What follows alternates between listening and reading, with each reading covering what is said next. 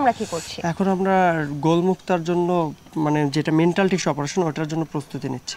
গোল মুক্তা যেটা হচ্ছে ঝিনুককে মারতে হবে না, না মেরেই তাকে ঝিনুক ওইখানে মারা যাবে, কিন্তু সেটা হচ্ছে অল্প, মানে একটা ঝিনুক ভেঙে ওই ঝিনুকটা থেকে কোষ আহরণ করার জন্য সেই কোষ আহরণ করে আরো 4-5টা ঝিনুক অপারেশন করব। মানে এখানে ডিজাইন দিব না, সেই ক্ষেত্রে ঝিনুকের মাংসই ঝিনুকের ভিতর দিব।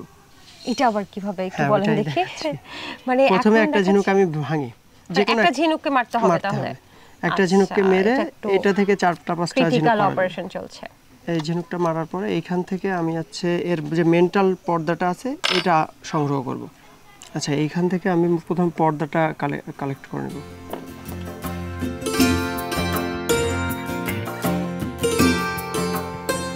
আচ্ছা, দেখতে পাচ্ছি যে পর্দাটা ঝিনুকের আবরণ যেটা সেটাকে সংগ্রহ করা হলো, কিন্তু সব পরিমাণে কিন্তু সংগ্রহ করা হয়নি, কিছু পরিমাণে। কেন? এটা বেশি লাগে না, সামান্য। আর এটা হচ্ছে নিতে হয় ওই জায়গা থেকে, কারণ এটা হচ্ছে আপনি যদি খেয়াল করেন সম্পূর্ণ জায়গাটাই পাতলা, শুধুমাত্র এই কোলের পাশটা একটু মোটা, আমি সেই মোটাটুকু নিয়েছি। এটাকে ছোট ছোট টুকরা করতে হবে, যার জন্য এটা আমি নিয়ে নেব। টুকরা কেন করছে? টুকরাটা হচ্ছে ঝিনুকের ভিতর দিতে হবে, যেহেতু বড় পার্ট এরা ঝিনুকের ভিতর দেওয়া সম্ভব না, কারণ ঝিনুকের যে জায়গায় দিব ওই জায়গায় জায়গাটা খুব কম, যার জন্য এটা টুকরা ছোট টুকরা করে নিচ্ছি। এইটাকেই আমরা মেন্টাল টিস্যু অপারেশন বা কোষ মুক্তা অপারেশন বলি।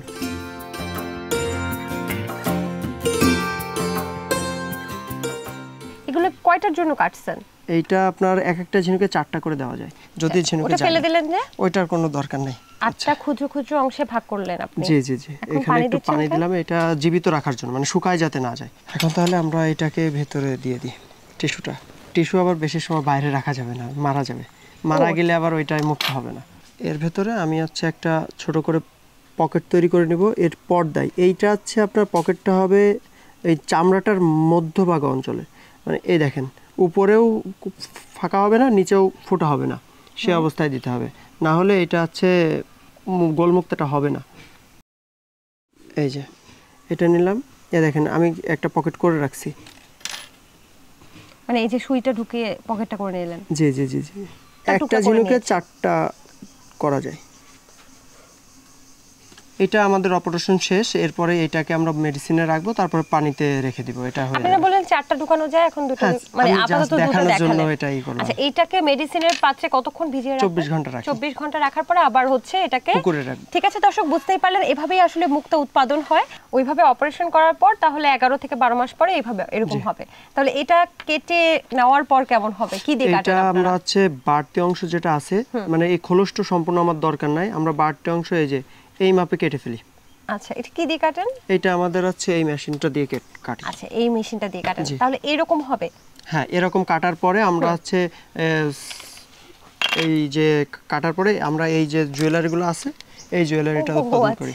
এইখানে আছে আপনার এই যে মাঝখানের এইটা, হ্যাঁ ওইটা আছে এই মুক্তা থেকে আসছে। এই যে এটা এখানে শুধু বসিয়ে দিলেই হয়? জি, এটা এর বাড়তি অংশ লাগে না? বাড়তি অংশটুকু কেটে এই জায়গা সাইজ যেরকম দরকার ডাইস অনুপাতে কেটে এটা বসাই দিই।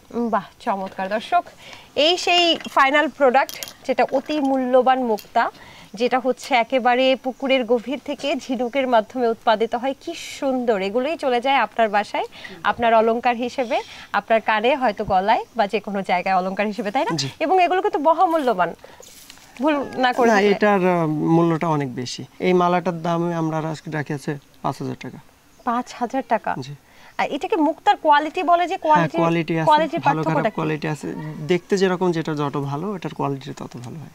আচ্ছা, অরিজিনাল মুক্তা চেনার উপায় যদি বলেন? অরিজিনাল মুক্তা চেনার জন্য আপনাকে হচ্ছে এই মুক্তাটা ঘষা দিতে হবে, যদি অরিজিনাল হয়। এটা একটু ঘষা দিয়ে দেখান না, কোথায় ঘষা দেব? যে কোনো জায়গায় আপনি এরপরে একটু ঘষা দিই। আপনার একটা জিনিস নিয়ে, আচ্ছা এটা যদি আমি এরপরে ঘষা দিই, ঘষা দিলে হচ্ছে প্লাস্টিক যদি হয় তাহলে তো এটা একটা দাগ হয়ে গেছে, এটা একটা দাগ হয়ে গেছে। এইটা যদি আমি এরকম টান দিই এটা দাগ আর থাকে না, চলে যাবে। আর যদি প্লাস্টিক হয় দাগটা থেকে যাবে। আচ্ছা, যেহেতু ক্যালসিয়াম কার্বনেট দিয়ে হয়তো বা এটা তৈরি, এজন্য এই দাগটা কিন্তু চলে যায়। তো বেশ ভালো, আমরা অরিজিনাল মুক্তা চেনার উপায়ও বুঝে গেলাম। এখন আপনি আপনার আয় ব্যয়টা একটু বলেন। আমি তো শুনলাম যে 22 লক্ষাধিক টাকা আপনার আয় হয় বাৎসরিক। আসলে ঝিনুক চাষে আমাদের ঝিনুক প্রয়োজন হয়, ঝিনুকের নেট ব্যাগ প্রয়োজন হয়, ফ্লোর প্রয়োজন হয়, আর এই ডিজাইনগুলো প্রয়োজন হয়। তো এই সব মিলায় একটা ঝিনুকে প্রায় 40 টাকার মতো খরচ চলে আসে।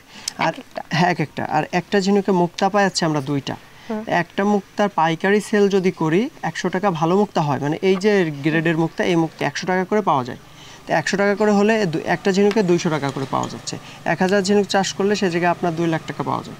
এবার এইটাকে মুক্তার দামটা বলছেন আপনি? জি। আচ্ছা, আর এইটাকেই যদি আমরা জুয়েলারিতে কনভার্ট করে এরকম একটা মুক্তার দাম আমরা রাখতে পারি আছে 4 থেকে 500 টাকা। যারা যুবক আপনার মতো বা যারা এই মুহূর্তে প্রতিবেদনটা দেখছেন, তারা কিভাবে সৃষ্টি করবেন বা কিভাবে এই ব্যবসাটা শুরু করতে পারে? সেই ক্ষেত্রে আমি বলবো যে তারা ইউটিউব দেখেই যদি শুরু করতে যায় তাহলে লসের সম্ভাবনা বেশি পড়বে।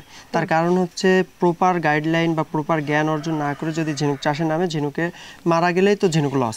সেই ক্ষেত্রে যদি তারা কোনো জায়গা থেকে প্রশিক্ষণ নেয় তারপরে চাষ শুরু করে, এটা সবথেকে বেটার হয়। চমৎকার, আপনাকে অসংখ্য ধন্যবাদ ভাই আমাদেরকে সময় দেওয়ার জন্য। আপনি ভালো থাকবেন। ধন্যবাদ আপনাকেও।